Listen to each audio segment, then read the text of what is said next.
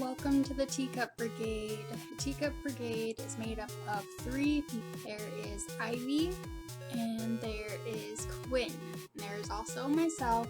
I'm Bastet. And here is my part 3 wrap-up of June and July. Hopefully the last part. So, jumping right in, the 11th book that I read for June and July was A Bride's Story by Kaoru Mori. This manga is somewhat of a historical fiction manga. So far I haven't seen any superpowers or magic pop up, so as far as I know, this is a historical fiction. This manga is about an arranged marriage between a 12-year-old boy and a 20-year-old woman. This manga illustrates the relationship between these 2 people, specifically the bride and how she adapts to a new home and a new tribe. Something positive about this manga is that it is super beautiful, very detailed. I did post some pictures in our Instagram of some of the artwork, and it's really, really beautiful. But while this manga is super beautiful, I had some issues with it. The main issue being that the main relationship was just really icky. I know this sort of arrangement may have been realistic for the time period, but I hated it. It was too much. It was too much. I didn't like it. I hated it. It was okay. Like, the whole time, the 20-year-old is trying to seduce her husband, and I didn't like watching it. She's always giving him, like, sexy eyes, and she's like, And there are parts where the author puts her in situations where she's just taking off her clothes all the time. There was one part in the manga where she misunderstands the family giving her cloth as a gift so she can make new clothes, as them saying her clothes are not adequate. So what does she do? She strips down to her underwear and runs to the creek or wherever to wash her clothes. Then there's another scene where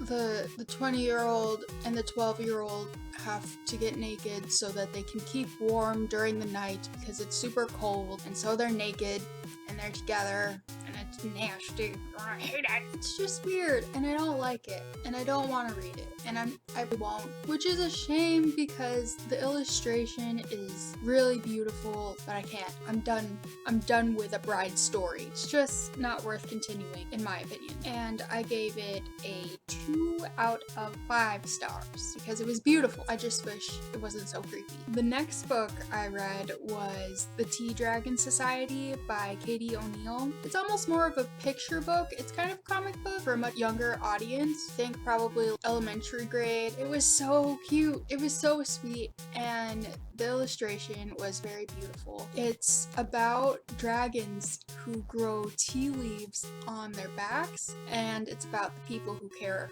for them. So it has a good plot, good characters, good relationships, and is beautiful. You can do it all at the same time, just saying. So obviously I gave that 5 out of 5 stars. The next book I read was If I Was Your Girl by Meredith Russo. This book is about a girl named Amanda. In the area where she was raised, she was bullied so much to the point where she had been hospitalized. So her parents decide to move her down to the south to be with her father so she can live a safer life and finish high school without being bullied. Her mission is to keep her head down. She starts to make friends and even start a relationship. However, the truth that she's not sharing or obligated to share is that she is a trans girl. Now, before I get started, I'd just like to say that it is amazing that we can have a story that is written about a trans girl girl by a trans author, and the model on the cover is also a trans model. I've never heard of this happening before, so to me it is a first, and I wouldn't be surprised if it were just a first in general. To be honest, I think Meredith Russo is the first trans author that I've ever read from, or even heard about. I think it's important to note how important these stories are, and that there are trans kids who will be seeing themselves represented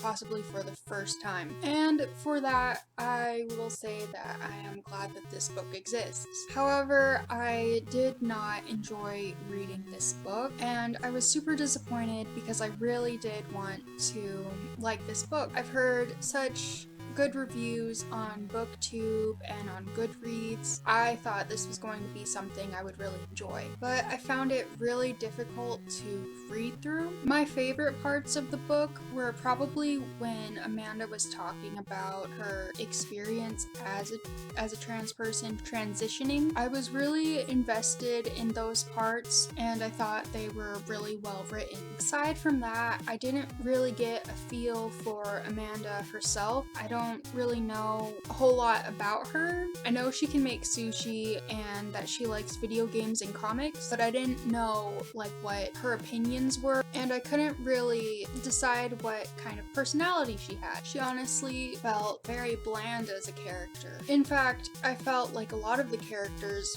were pretty bland. I didn't really get a feel for anyone's personality, and everyone was kind of boring. Amanda makes friends with a group of girls, and all I know about them is that there's one girl with black hair who likes fashion, one ginger-haired girl who likes sports, and then one blonde religious girl. Besides that, they don't really go farther than that at all. I also felt like Amanda's boyfriend was really boring as a character as well, and unrealistic. He's on the football team, he works 40 hours a week, and he also goes to school. I don't know that you could do all of that at the same time, but it just seemed impossible for them to be able to have to do so much and then also have time to go on dates with Amanda. The plot was also boring and didn't really go anywhere. It didn't build up to anything, and then there wasn't really anything to build up towards. The characters do go to prom at the end of the book. It's not something that the characters even mention until probably a couple chapters before they actually go to prom. There isn't a whole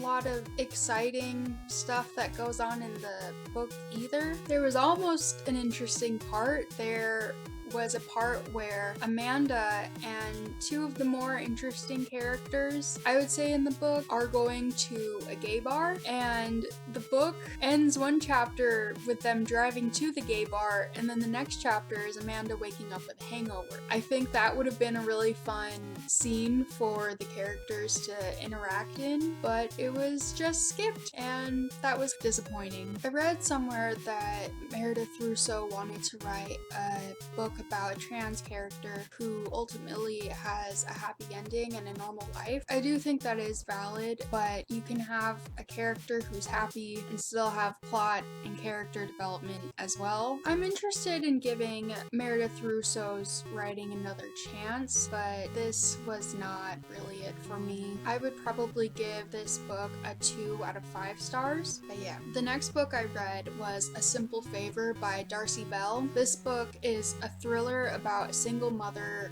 whose best friend disappears. The main character runs a mommy blog, and the book is told half through this blog and then half through other characters' points of view. I read this book mainly because Anna Kendrick was in the movie and I wanted to read it and then watch it. However, I don't know why this book was made into a movie in the first place. It felt like the whole book was pretty much all set up and then there was no climax. I just felt very disappointed because there was a lot of information that I felt characters could have used and then they just kind of don't use it. I wouldn't recommend it though. It was a waste of time. It was fun while reading it, but then after it was just like, oh, that's how it ends.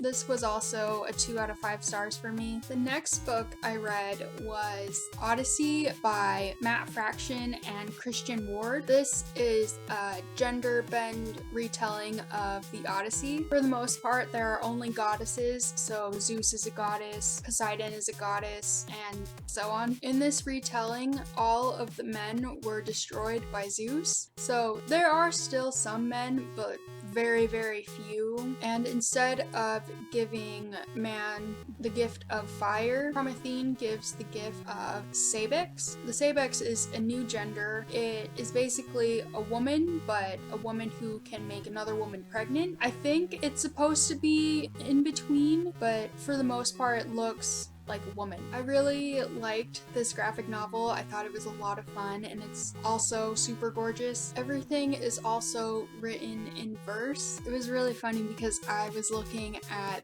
the reviews on Goodreads, and one of the reviewers was just like, it's written really weird, and it's like, it's in verse. That's why it's like that, but whatever. I really liked it. I would really recommend it. It was so cool. Like, I got it from the library, and I might buy it. It was a 5 out of 5 stars for me. But yeah, this is the end of the June and July wrap up. Thank you for watching this video. If you've read any of these graphic novels or books, let me know in the comments and let me know what you thought of them.